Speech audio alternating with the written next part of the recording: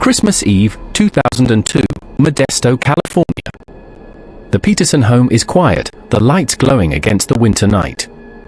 But inside, something is wrong. Laci Peterson, 8 months pregnant, is missing.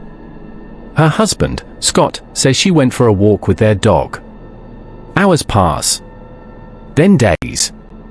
The search begins, but soon, cracks in Scott's story start to appear.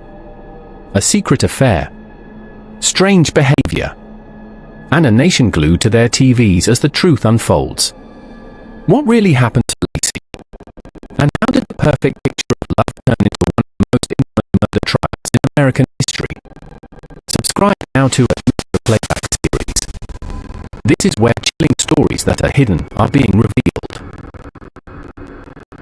December 24th, 2002, 9:48 a.m.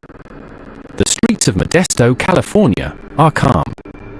Holiday decorations sway in the cold breeze. Inside their modest home, Laci Peterson, 27 years old, glowing with pregnancy, is getting ready for the day.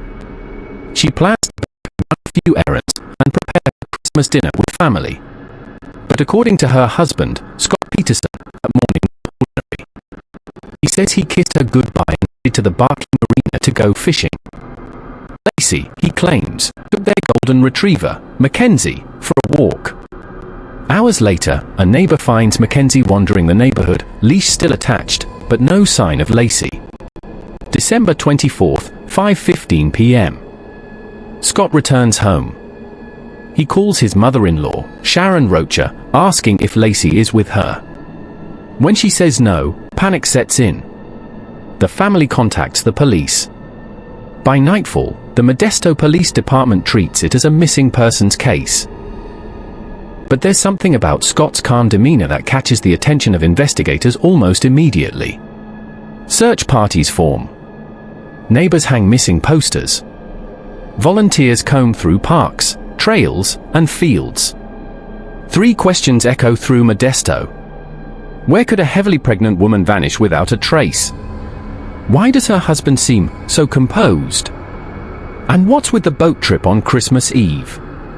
On Christmas Day, instead of the usual warmth and laughter, the Peterson family gathers in fear. The media begins to swarm Modesto. National outlets pick up the story, and Laci's smiling face is on every television screen. As the search intensifies, the cracks begin to widen. If you're drawn into this mystery, make sure you're subscribed to MysteryPlaybacksSeries so you never miss the truth behind the world's most chilling true crime cases. December 26, 2002. The streets of Modesto are buzzing with reporters. Satellite vans line the sidewalks. Volunteers gather at the local park, wearing yellow ribbons and clutching flyers with Laci's picture. Inside police headquarters, detectives sift through tips, sightings of pregnant women in nearby towns, calls from psychics claiming visions, and anonymous leads that go nowhere. But quietly, their focus sharpens on Scott Peterson. He hasn't cried in public. He avoids certain questions. And his timeline doesn't quite fit. Detective Alan Brocchini, a seasoned investigator, watches Scott closely during interviews. He's just flat, he later recalls. Most husbands are frantic. He was controlled. Still, the case is far from solved. Without evidence of foul play, the search presses on. Divers sweep rivers. Helicopters scan fields. Every hour matters. Laci is 8 months pregnant, and if she's out there, she needs help. December 31st, 2002. Hundreds gather in Modesto's Central Park to pray for Laci's safe return. Candles flicker in the cold night air. Laci's mother, Sharon, speaks through tears. "We will find you, honey." When Scott steps up to the microphone, cameras catch his emotionless tone. Later, as the crowd disperses, he's overheard on the phone, not with family or police, but with another woman. Her name is Amber Fry. And she's about to change everything. On New Year's Eve, Amber watches the vigil on TV. Her jaw tightens. The man standing before the cameras is her boyfriend. Only, he told her he was single. The very next day, Amber calls the Modesto police. She tells them she met Scott on November 20th, 2002. That they'd gone on dates. That he told her his wife had died. And it was their first Christmas without her. Detectives freeze. This isn't just a lead. This is motive. Police wire Amber's phone. For weeks, she records conversations with Scott. On the tapes, he lies, spins stories, and never once mentions searching for his wife. Instead, he flirts, makes travel plans, and speaks about a new life together. Behind closed doors, the investigation shifts. Scott Peterson is no longer just a concerned husband, he's the prime suspect.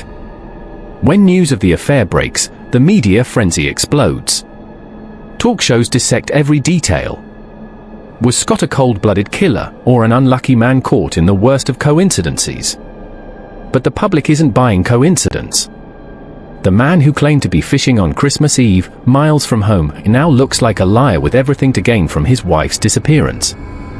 January-March 2003. Weeks turn to months. Laci's family clings to hope. They keep her case alive on national TV, pleading for her return. But investigators quietly prepare for the possibility that they are no longer searching for a missing person, but a body.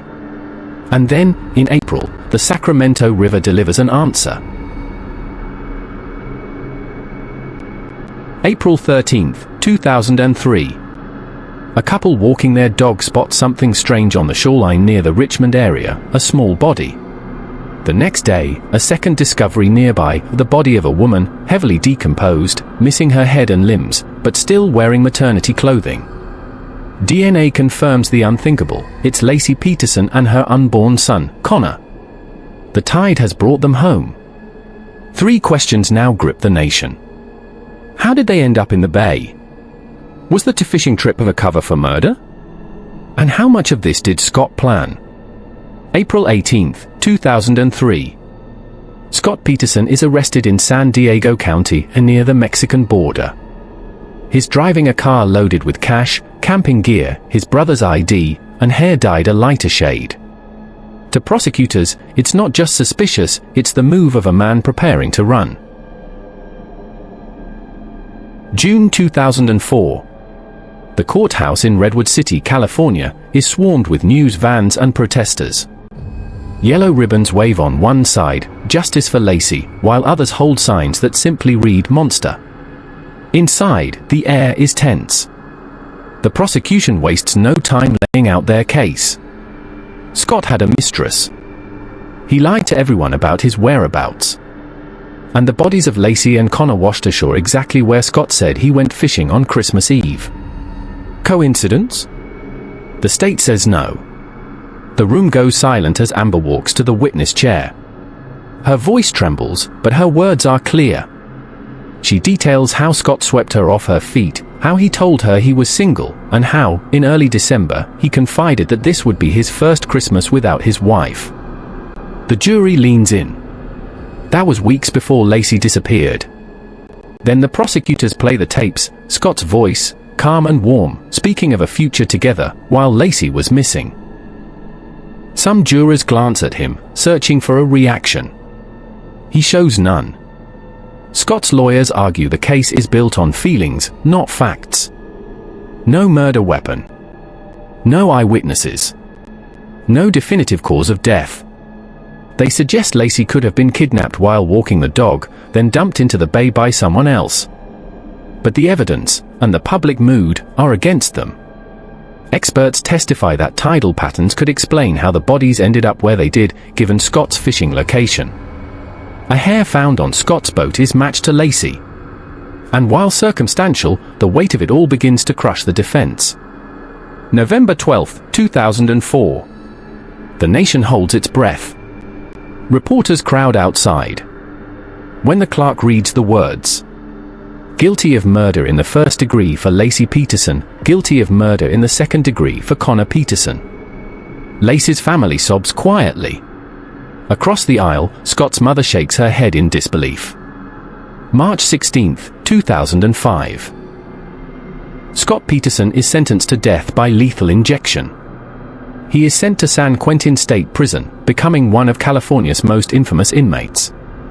Over the years, Scott's lawyers launch appeals, claiming new evidence and juror misconduct. Supporters argue he never got a fair trial due to the media circus. Critics say the evidence, emotional and physical, is too strong to ignore. In 2020, the California Supreme Court overturns his death sentence due to jury selection errors, though his conviction stands. In 2021, he is sentenced to life in prison without the possibility of parole. Laci's murder shook America not just because it was brutal, but because it shattered the picture-perfect image of a happy marriage. To many, Scott Peterson became the symbol of betrayal at its deepest level, a husband who killed his wife and unborn child for freedom. Her story lives on through her family's advocacy for victims of crime, a reminder that behind every headline is a life cut short. Christmas lights twinkled in Modesto that year, but for one family, the season would forever be marked by absence. The waves of San Francisco Bay carried the truth to shore, and the nation would never forget the name Laci Peterson. Subscribe to @MysteryPlaybacksSeries for more real stories that still haunt the world today.